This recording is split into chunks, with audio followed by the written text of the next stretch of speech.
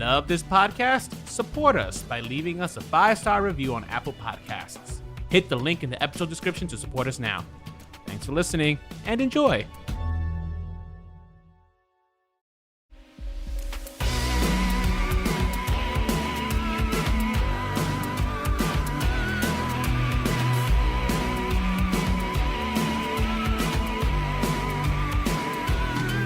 All right, welcome everyone to a special one-off episode of Remakes, Reboots, and Revivals. Today we're going to do something a little different. We're not going to do our normal episode where we tackle a property, the original, remake, reboot, revival. Today we're going to stick to the remake theme of our podcast, and we're going to do a little countdown. We're going to count down our favorite top 3 movie remakes ever. And when I say we, it's going to be me, Nicole. And I'm Rolando. Wow, me, Rolando. And also Eddie Z, our longtime producer, and someone I've always mentioned in this podcast, and now will be here for the first time, my beloved girlfriend, Jenny. Because, why not join in? So, and you guys get to meet her. Hi, Jenny. Hello. What an honor. We're also recording this as a video, so going over to YouTube, check us out, youtube.com/remakes, reboots, revivals, and you can check out this video content and some of our other videos if you ever wanted to know what we looked like and, just wanted to give us a boost on our YouTube. All right, but before we begin, make sure you follow us on our social media. Hit us up on Facebook, facebook.com/remakes, reboots, revivals. We're also on Instagram. That Instagram is popping, so be sure to follow us, Remakes, Reboots, Revivals. You can also send us an email. Our email address is remakesrebootsrevivals@gmail.com.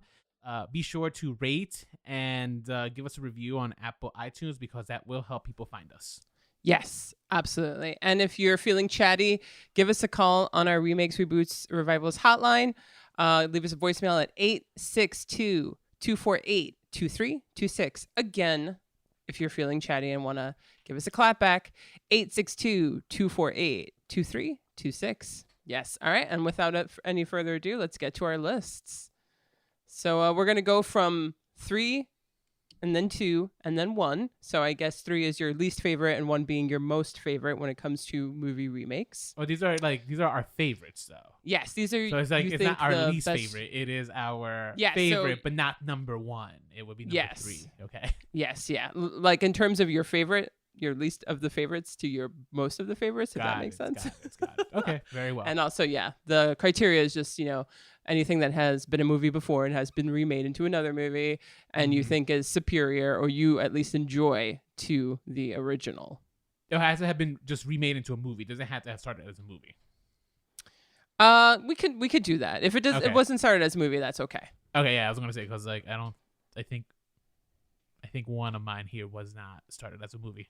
Interesting. Do you want to go first, Rolando? Yeah, I'll go first. I'll kick things off. So, my number 3 that I thought of, and mind you, I just want to be I'm going to be totally upfront. Like, we came up with this idea like not that long ago, so I was just like more so.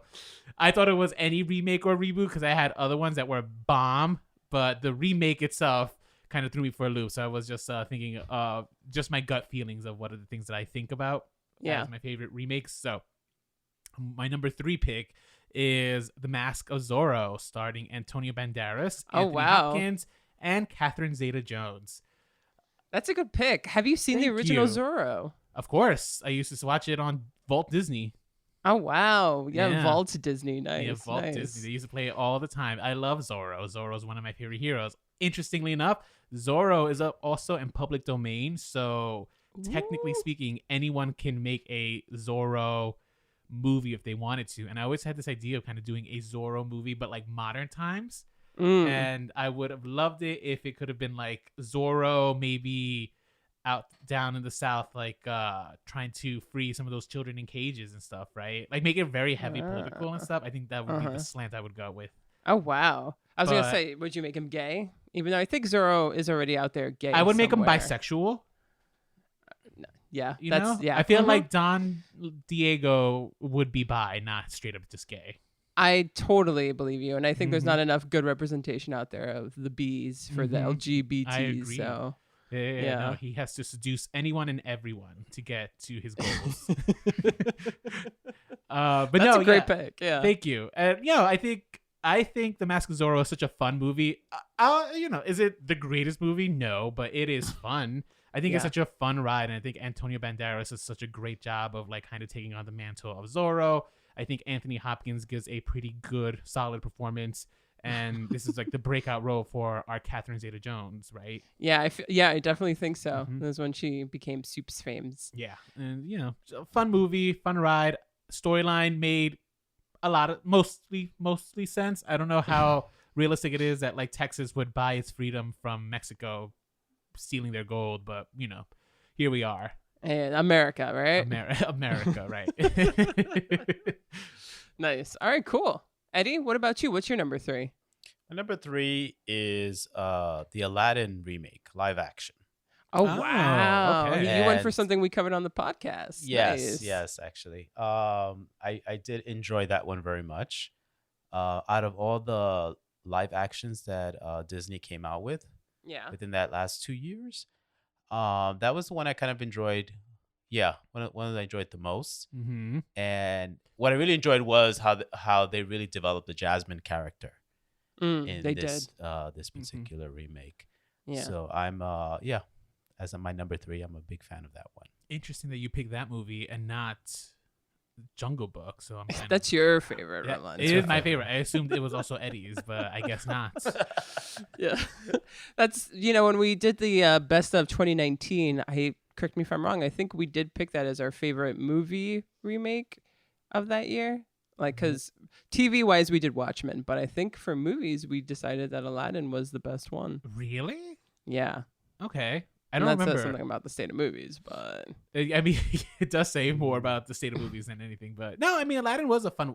Aladdin was better. I think it could have been better, but I think overall, I think it was out of the Disney remakes, it's probably one of the better ones. It definitely is. It was its own movie. It felt like Yes. Unlike Lion King, which was just a shot-for-shot remake. Correct. Yeah. Right. Okay.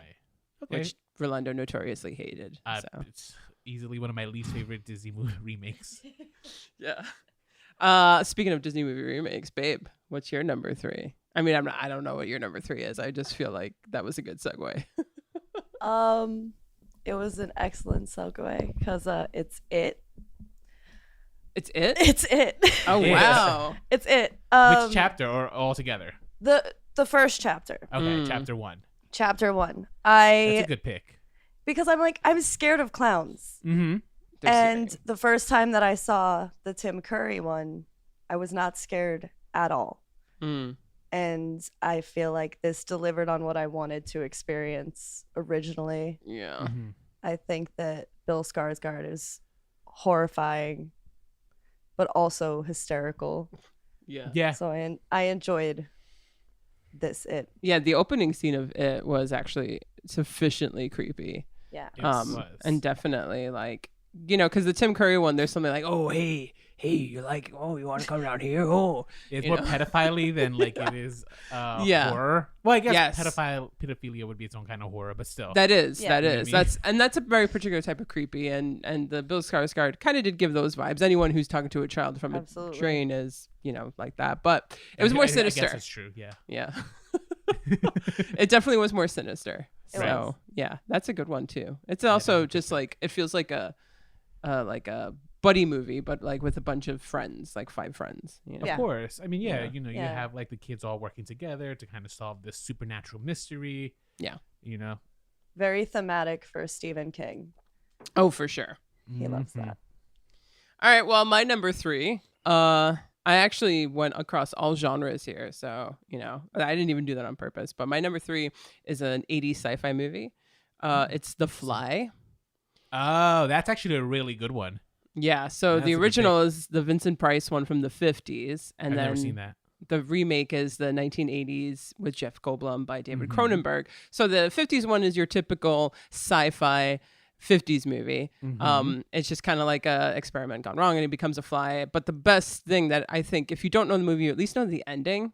Because the thing about the original Fly is that it's just simply his head becomes a fly, and then the rest of his body can now fly and is reduced to the size of a fly. That's how the original fly is. So in the original, it ends with him getting stuck on a spider web and him crying out, help me, and like somebody who's sitting at like a bench in the park listening to it, and like he's about to die and being eaten by a spider web. Kind of disturbing. That is disturbing. Yeah, when I saw it as a kid, it was like really disturbing. But there was also not much commentary going on and all this stuff. It was just kind of like a fun watch. When you go on over to the 80s and David Cronenberg takes this property and he makes it his own, you know, he makes it this beautiful body horror film, you know, watching this man's body decay and also just watching the state of being decay, you know, like, and it becomes this beautiful sort of self-tragedy where, you know, like a person just who's slowly killing themselves. And that's another ending that's also really disturbing, but yet you could either look at it as super disturbing or super beautiful, and spoilers. But, you know, he keeps doing it to the point where like he's just completely like he's losing himself and he's becoming a full-fledged fly because of his machine that, you know, backfired on him. Right. So at the end when he's coming out of the machine and he's like on all floors and he at least still has his brain, but the rest of him is a fly, and he puts the gun to his head, you know, it's just so tragic. That's a movie that I'm surprised hasn't been like attempted to be remade. Yeah. Well, I think surprised. I'm glad because, you know, I really like it the way it is. I would say, like, I'm surprised Hollywood hasn't like kind of dusted that property and just been like, we're gonna remake this. That's true. Yeah. You know, but don't give him any ideas. Let's keep it that way. Hopefully, Hollywood is listening. Yeah, hopefully Hollywood, leave that one alone. I tell you. All right, cool. Number two for me would be Star Trek by J.J. Abrams.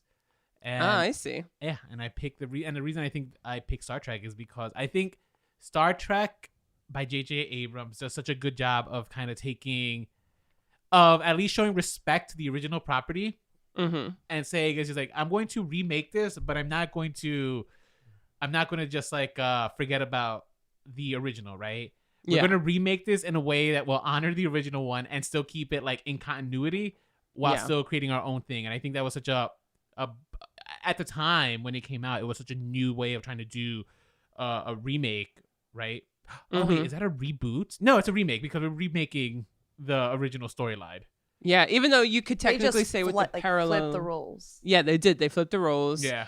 And then, but isn't there like a parallel universe? It becomes a parallel universe, correct. Yeah, it got officially recognized as a parallel universe in an episode of Discovery where they make a look reference at that. to it. So that's interesting too, because one, it includes itself as a part of the original canon, but then you could also say that technically also can make it either a reboot or a remake. Yeah. It was really smart of them. Yeah, no, it was. It breaks a lot of rules and it keeps it fresh, and it's an entertaining movie. I mean, outside of the lens flare, I think the movie is actually like a very, very fun movie to watch. I tend to, I mean, no spoiler here, guys. I go for a lot of fun stuff. Like I like to, when I watch movies, there's a time to watch like actual films, but usually I like to watch movies to be entertained. And I think Star Trek, it hits, it's very entertaining. Yeah, it is. It's a fun watch. And especially considering, I think the original property, the original Star Trek, especially the original Star Trek movies, they could be a little on the dull side because they're really dealing with a lot of the politics of the Federation. So, J.J. Abrams was just like, well, we don't need to worry about the politics. Let's just focus on the action. Yeah, true. And the origin story. Yep. Kind of too. So yeah. Nice. So, cool. Eddie, what's your number 2 pick? My number 2 pick, also from a Stephen King book, Pet Sematary. I really loved the new Pet Sematary movie. I was actually a big fan of this book, the first movie, and this one too. I think it did an awesome job of just like really creeping me out, giving me the frights, and also pulling on my heartstrings of like that whole desire of not wanting to let go of people that pass on. Yeah. But then the twistedness of when they do return. Yeah, for sure. And it was really smart to have an older actress play the role of your child. And that was so creepy. For sure. It was just way more effective.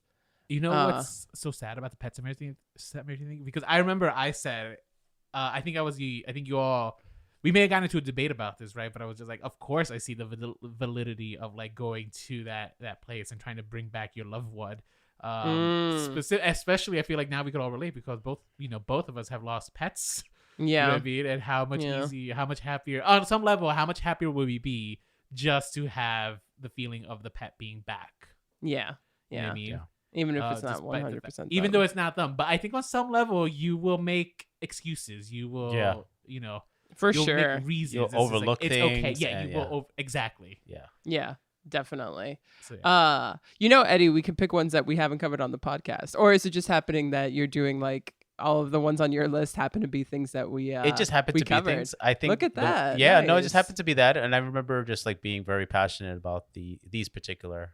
Yeah. Pet Sematary is your favorite podcast. episode too. Yeah. So I don't know how true this is, but I did hear that when he wrote Pet Sematary, after he wrote it, Stephen King fully rejected the book and like found it very disturbing, and it was like a really dark part of himself. Well, that might be Interesting. true because he did base it off an actual event that happened to him. His daughter I think his daughter or his son may have almost died the way the kid wow. dies in the book. yeah. Oh, So yeah, it was a uh-huh. very close book to him. Yeah, So he actually yeah. that might be true. that would make sense. Yeah. There's something particularly dark, even for Stephen King, about Pet Sematary and personal. So, all right. Well, what's your number 2, baby?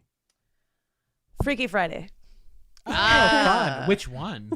the Lindsay Lohan one. Okay. Oh. Just, it's so quotable. Jamie Lee Curtis as Lindsay Lohan is my favorite anything ever. Just, you're ruining my life. The whole everything. I Yeah. love that movie. Yeah. Yeah. And From the beginning to song, end. that song that they sing at the end. is Ultimate. great.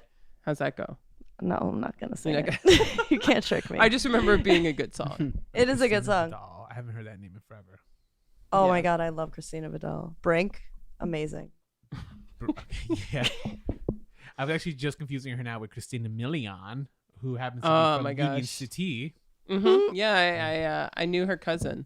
Really Oh well. wow, really? Really? Oh my god, Yeah. get her on our podcast. I don't know what we could have her for. I but- mean, I Kim knew. Possible. Yeah. knew.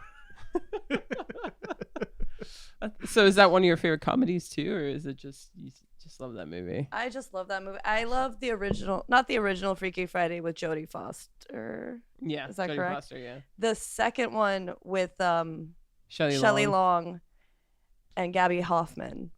I enjoyed that a lot when I was a kid. Mm. Yeah, I remember that one. And Freaky Friday, the one with Lindsay Lohan, like exceeded those standards for me. Yeah, it's So- actually a really surprisingly good movie. It's a good movie. All right, well, my number 2 is now going from, I guess this is still kind of sci-fi, but I think this is more of a horror film. Sorry, I looked at. Anyway, mine is The Thing. John Carpenter's The Thing, which is a remake of That's a The good Thing one. from Another World, a 1951 movie. So it's funny how they're taking all these 50s movies and in the 80s making them better. But it's interesting because The Thing from Another World is so nothing like The Thing. It's, these guys, I mean, it's got the basic concept of these guys kind of like on a mission in the Arctic. And then they find this thing hidden in the snow, and then they melt it and it comes to life. And it's, I think it's, who plays Marshall Mart Dillon on Gunsmoke? I think it's him. I can't remember the actor's name now, but he's just like this big, tall, almost like Frankensteinish being that they just can't seem to control. Mm-hmm. Whereas Carpenter's The Thing just kind of makes it this, how would you even describe that? Like, he can become you. He's a shapeshifter. There we go. A shape-shifting alien that you don't know. It's like, who amongst you is the bad guy? It's a beautiful whodunit murder mystery as a horror film with shape-shifting aliens. And it's got the greatest line ever of an action movie at the end, where it's like the hero says something and then like an explosion or someone dies. Uh-huh. It's when Kurt Russell turns to the thing, goes, "Yeah, fuck you too," and then throws it at him, and he blows up. It's fantastic. I mean, one of my favorite sequences in that movie is when they're all experimenting. They're testing each other's blood. Yeah. Yes. Talk about like that's high so good. stakes. Like, you're just on the edge of your seat to like kind of find out like who is it. Yeah, it's so fantastic. And didn't they do like a nod to that in your favorite movie, The Faculty? The Faculty does get a nod to that one. Yes, it Yeah. does. Yeah, And, it's so suspenseful. It's so good. Yeah, it Yeah. it gets you. So yeah. Uh-huh. All right. Well, sure. I guess it's time for number ones. Our number ones. So I'll be upfront. I was going to say Batman Begins, but I feel after what I did with Star Trek, I think Batman Begins will qualify more so as a reboot. Yeah. So we're not qualified for this one. So in terms of remakes, I was just looking through a quick list of like remakes, right? And see which one like gave me like a gut reaction. And actually, the first one on there was Dawn of the Dead. And I think, you know what? That's fair. That one would create like a gut reaction for me because I actually do thoroughly enjoy A Dawn of the Dead by not Eli Roth. Zack Snyder. Zack Snyder. Who, back when he was a good and promising filmmaker. I mean, he's no, I agree with you. I think his work can be so kind of music video-y. Yeah, like it's just like it's just all it's vapid. Yeah, that's it. And I got so many words to describe. You do, Snyder. But and you don't see that actually. It's the work in Dawn of the Dead is a lot more stripped down than when you think of Zack Snyder, and I think that's why it works. And I think the other thing that works about this movie, outside of the performances, is the soundtrack. I mean, this movie had such a interesting soundtrack. It gave us Richard Cheese and his rendition of Down with the Sickness during that montage sequence.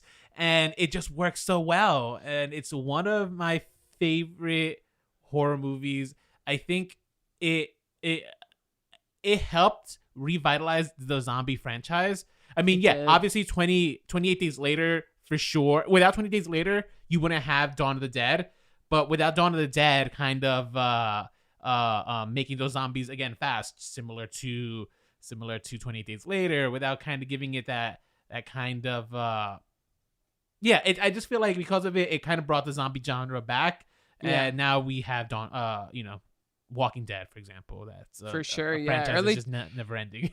Yeah, seriously. Early 2000s were super into zombies. Zombies aren't around as much anymore, But then we also same year we had Shaun of the Dead, which I also think is a good reason that the zombie genre got revitalized. So. I mean, between 28 Days Later, Shaun of the Dead is another good example, and Dawn of the Dead, I think that's what really set off like the zombie obsession of the aughts. Yeah. And those zombies are scary. They're not just like they were walking around there fast and I think just like all good zombie movies, I mean, a good zombie movie is never about the zombies. Like that's usually just the setting. This one, obviously, it's all about how do we all cohabitate? How do we all survive? And I think that's what tends to make the zombie movies so much more enjoyable. For sure.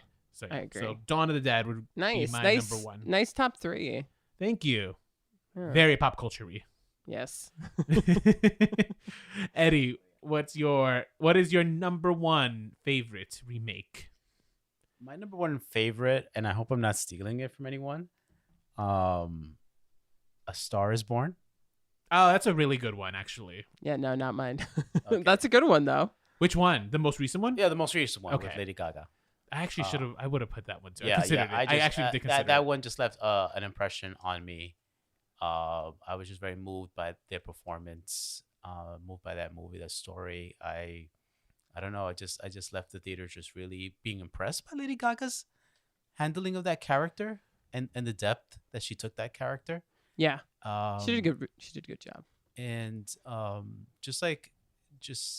not a big I'm not usually like movies have to do with just like a Selena thing where it's like a star starting off and they become a famous singer, but this one just really her relationship and her marriage and just their ups and downs, just kind of like I felt it.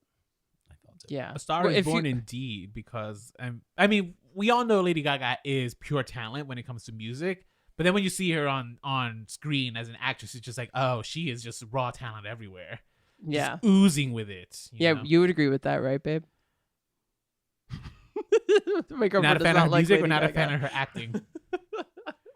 Well, we haven't watched A Star is Born. So. I haven't watched it. Oh, you haven't seen A Star is Born? No. I don't think you've watched any version, I haven't right? seen a single version of A Star is Born. I skipped the Barbra Streisand one.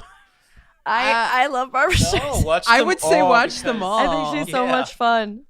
Definitely. God. I mean, just I get a kick out of her. I think she's great. Oh, Barbara's the best. I mean, we, even in the episode when we discussed it too, like Barbara herself is just a force that she made the movie but Chris enjoyable. Christoph is just so He was so bad. terrible. Yeah. He's Oh just yeah, like, he's I half the heard how movie. you felt about that. No. He Yeah. sucks. Yeah, he Yeah, sounds like he sucks for sure. Yeah.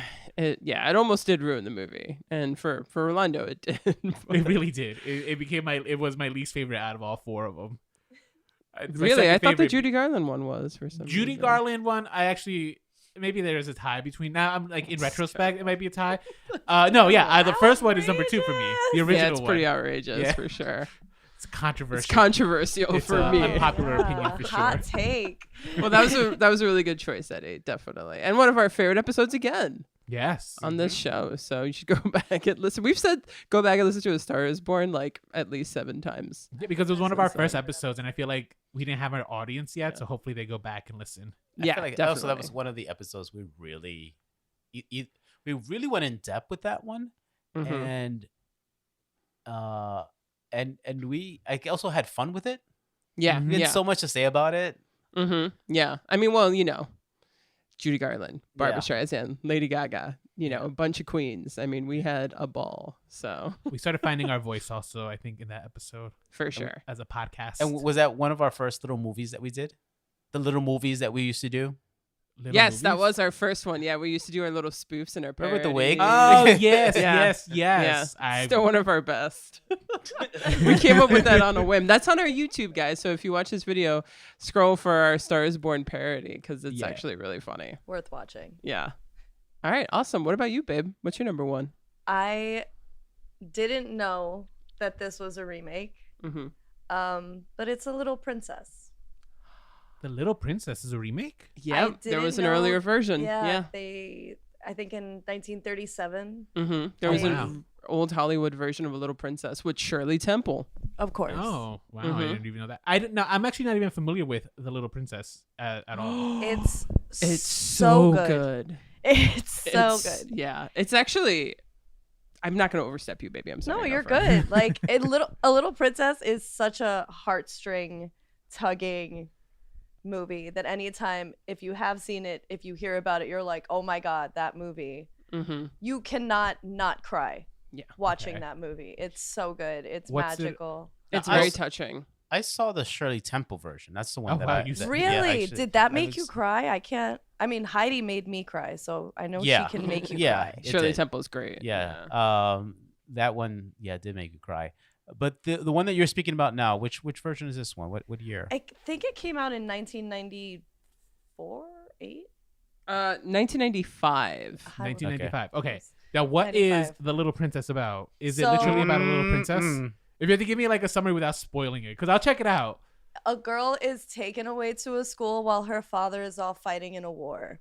Yeah. Okay. And it's an all-girl school, and Is it like Mean Girls? Ooh, There are no. Mean Girls in there it. Are mean There girls are mean in the girls. There are school. mean It's like girls a in it. mean boarding But, like, school. The whole thing about it is that her spirit is so strong, Yeah. and 'Cause it's amazing. they don't know if the father is dead or not. He's gone missing, right? So Oh. they just like this girl is unclaimed. She has no one to look over her. So she loses Um, her status because of Yeah. that. So instead of like being like her going to classes just like everybody else, she has to work now in the Yeah. school. hmm So the other kids make fun of her because She has she's to like earn her keep. she has to earn her keep, and she has to like clean the fireplace and stuff, and Yeah. she always has like little dirt on her face. And This Yeah. reminds me a little bit of what's that movie? We were going to cover it on the podcast, but we never did.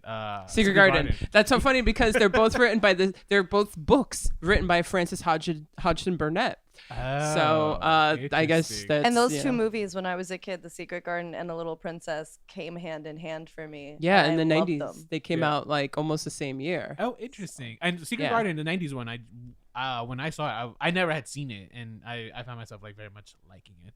Oh, It's good, nice. right?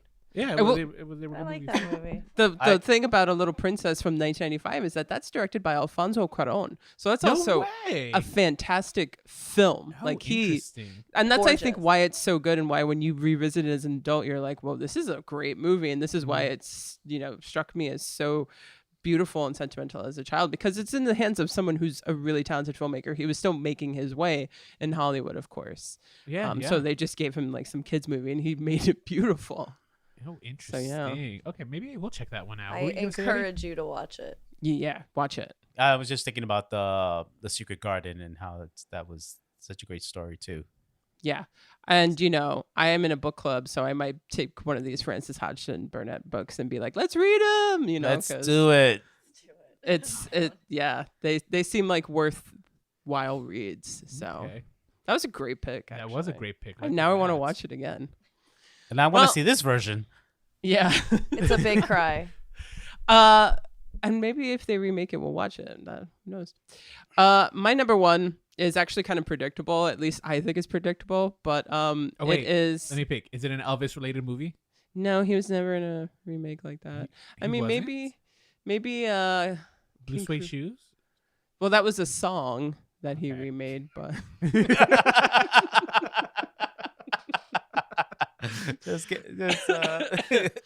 What's your movie, Nicole?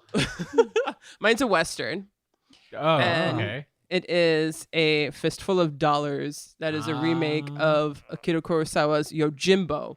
Now, I'm going to clarify that I think Yojimbo is the superior film, but I think the fact that Sergio Leone saw Yojimbo was like, I want to make a shot-for-shot remake of this, but as a Western. Made it, and then, consequently Kurosawa sued him and all this stuff, but he was like, it's cool, just don't do it again. Wait, he was sued? He was sued because it was not an authorized remake. So even changing the genre enough isn't enough to qualify as like just enough changing? Yeah, because now I guess, well, what do you mean? Changing, I would assume as a creator, Uh-huh. if I saw a movie that I liked and I basically took that idea and shot it as a different genre, right? I feel like that would clarify it. Maybe it's just like, I can't get sued. It's just like, Yeah, ideas. You can't You'd think copyright so. ideas.